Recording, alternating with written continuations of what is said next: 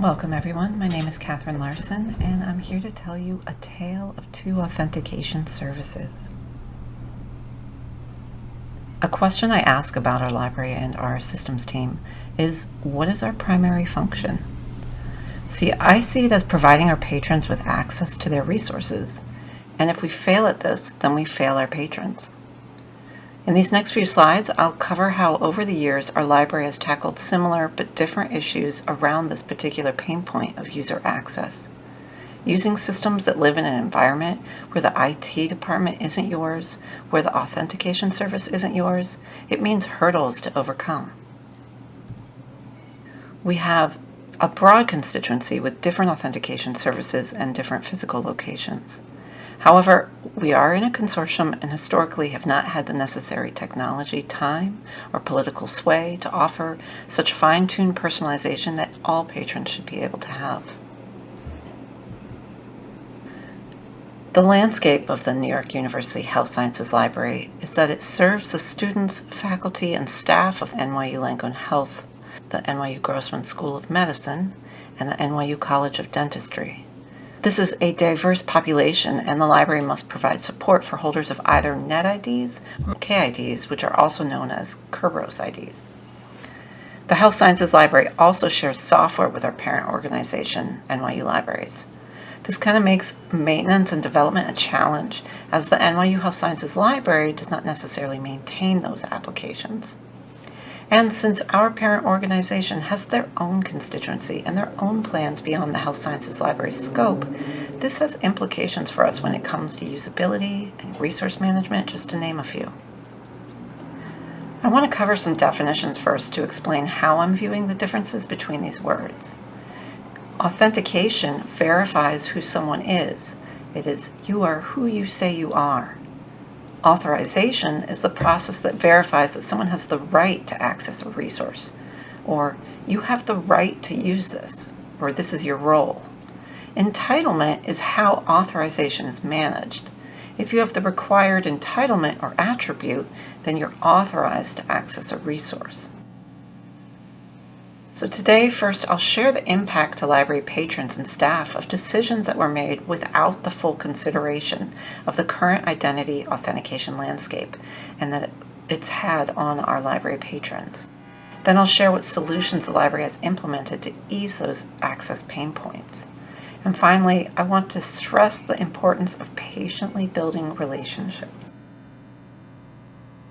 Back in 2014, we began using our parent organization's OCLC's Iliad application to handle our interlibrary loan requests. This offered the opportunity to improve the workflow for our staff and our patrons. But we quickly learned that we would not be able to offer immediate access to a number of our users due to the system being set up for only active NetID holders. Our patrons do have NetIDs, but not all are active, and certainly not all patrons are aware that they even have a NetID. The impact of this was that activation for KID holders required manual assistance. It was not known by either library at the time of setup that KID patrons or holders had no way to find out a specific identifier for activating their NetID without contacting the identity management team. They actually had to pick up a phone or send an email, and they didn't know who to call, so it did not save anyone any time. For the immediate solution, our systems administrator, working with IT, was able to create a tool that allowed our KID patrons to find out the identifier on their own without need for that manual intervention, which was fabulous. I am so thankful for that. This helped not just library patrons, but all NYU Langone Health users who had a use case for needing an active NetID. Here you can see the ILL user makes an ILL request. They're directed to activate their NetID, but includes a link to find out their required university ID. The user is then directed to activate their NetID, now with the knowledge of their university ID. Okay, it's not ideal, but it was a solution. Thankfully, by 2019, we were able to move our instance of Iliad to SAML Shibboleth by placing our easy proxy in between to allow the authentication of KID users into Iliad. So now they didn't even need to use their NetID. They could use what they're used to. The opportunity here is that the issue highlighted a gap in a use case that wasn't apparent to either institution, and the library was able to fill that gap thanks to our development team with connections to IT. Our library also shares a local instance of Ex Libris' Primo with our parent organization, and we use that as our catalog.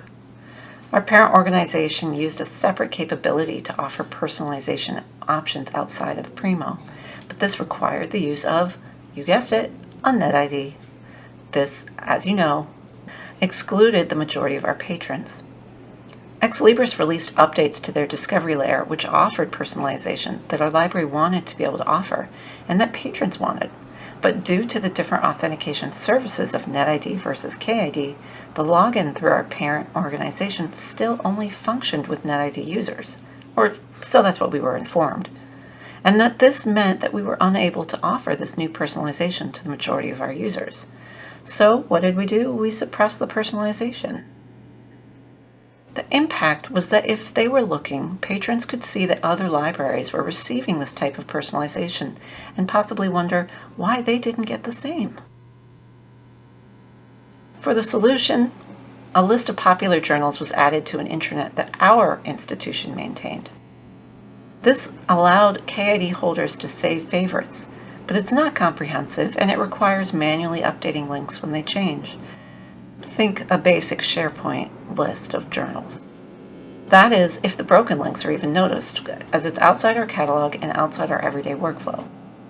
This wasn't an ideal solution, so we continued to push, which brought more attention to the issue.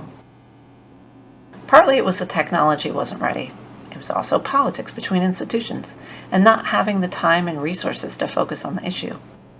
The opportunity here was that attention was brought to the issue, and in 2022, the stars aligned.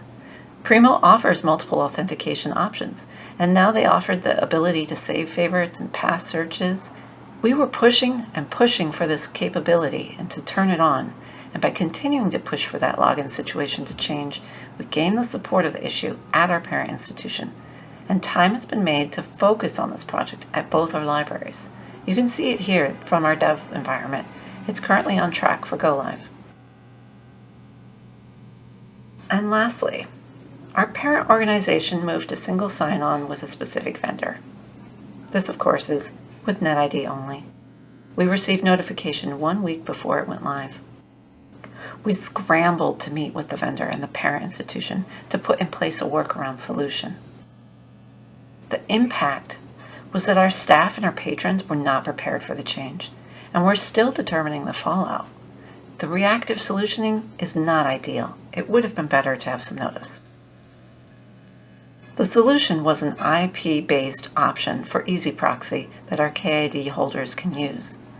This solution offers read-only access, which meant that some of our patrons actually lost options for personalization, and unfortunately, some of them noticed. The opportunity here. It garnered necessary momentum in bridging the gap between the two identity management teams of both organizations, in addition to the two libraries. This has created new discussions on entitlements and access for our patrons, and is making the teams confront issues of said access and entitlement that before have been ignored. If you work in a consortium, some of what I've presented on may have been familiar. Often, our access issues have been because of a lack of communication between product owners at our institutions, or a misunderstanding of all the implications involved, technical or otherwise. To manage communication between institutions and teams, we've set up quarterly meetings between our IT and library partners. We've created a working group between the library and identity management to resolve identity entitlement or access issues and to highlight issues as they arise. It's this fostering of relationships between these joint institutions and the multiple IT units and the two libraries that has been the most efficient way to improve access for our patrons. We're still working on the best methods to keep our focus front and center at the parent organization. We need to move ahead of reacting to problems, to anticipating potential issues. We need to function as a reliable resource for our patrons. Investing in how we solve for access will allow for a more efficient experience and will meet our patrons' needs. I hope that we are moving in the right direction. Time will tell, and hopefully so will our patrons. Thank you for listening.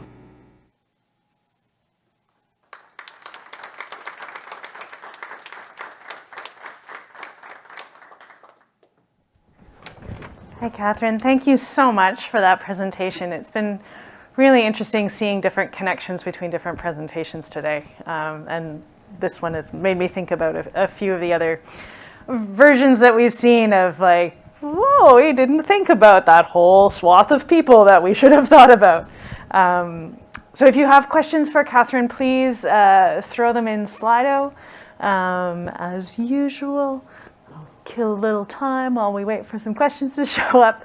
I know folks are getting a little pooped at the end of the day, but it was a really great presentation and very interesting for those of us in consortia who I'm sure can relate to decisions being made that have effects that nobody has anticipated, but perhaps they could have if they had asked the right people. So questions come in. Can you share the name of the SAML vendor that you went with? I wouldn't say that it was well, first of all, I want to say thank you for having me. Oh, yeah. The SAML vendor, I think we're using Shibboleth. Is that what you mean? They probably won't. We'll see if they throw in another question to confirm. Sarah will throw it in the questions if it comes in. That's the downside of using something like this. Oh no, it's not Azure AD. I think we're using Oracle. Okay, marvelous. Thank you. I mean, part of the problem is because we have two logins, so we use whatever NYU uses, and then we use what I'm more familiar with, which is our Langone Oracle. Right. So. Anything else? Yes. Have you considered Open Athens? We have, and it's not completely off the table.